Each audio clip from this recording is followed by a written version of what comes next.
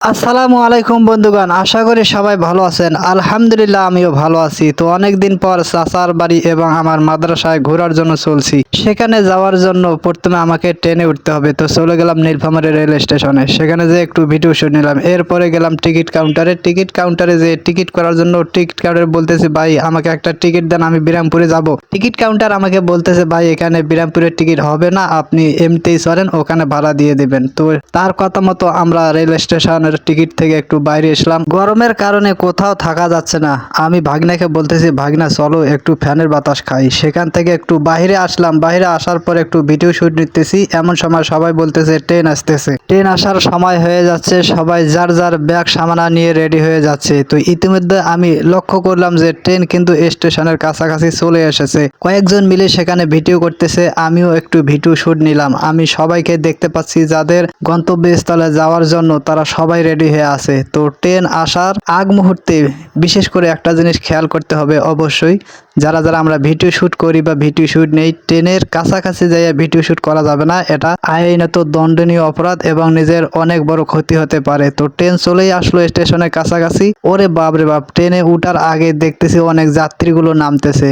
অনেক যাত্রী, অনেক সবাই বলে ট্রেনের যাত্রা নাকি অনেক ভালো। আরে ভাই রে ভাই, ট্রেনের ভিতরে এত ভিড়, গরমের কারণে থাকা যায় না।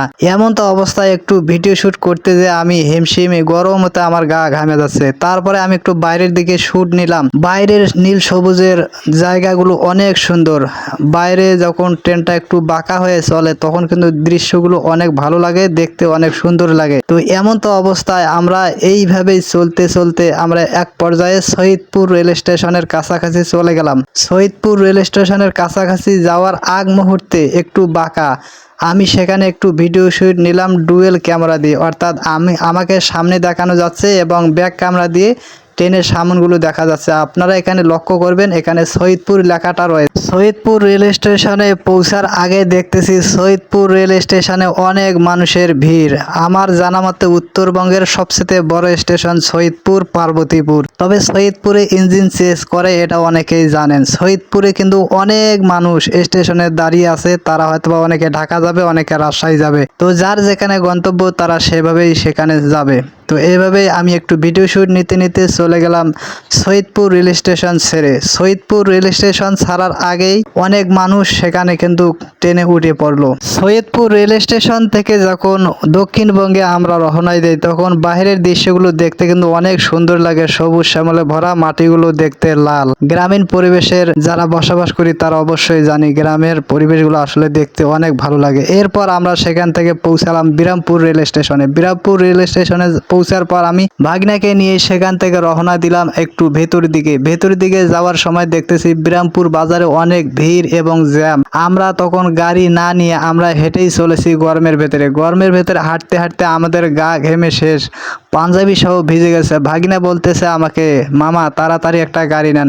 এরপরে আমরা একটা গাড়ি নিলাম এবং গাড়ি নেওয়ার আগে কিছু ফল এবং মিষ্টি নিলাম। আত্মীয়র বাসা যাইতে হলে মিষ্টি না নিলে কেমন হয়, অনেক দিন পর বেড়াতে যাচ্ছি। তো ভাগিনাকে বলতেছে, ভাগিনা দেখা 1 কেজি মিষ্টি লইছি, 2 কেজি আপেল লইছি এবং আঙ্গুর ফল সহ আরো অনেক কিছু লইছি। তো সেগুলো নিয়ে আমরা গাড়িতে উঠলাম। আমাদের গন্তব্যস্থল আছে আমাদের চাচার বাড়ি। তো আলহামদুলিল্লাহ সেখানে যে পৌঁছালাম সুন্দর মতো। পৌঁছার পরে আমি একটু সবাইকে নিয়ে ভিডিও শুট করলাম।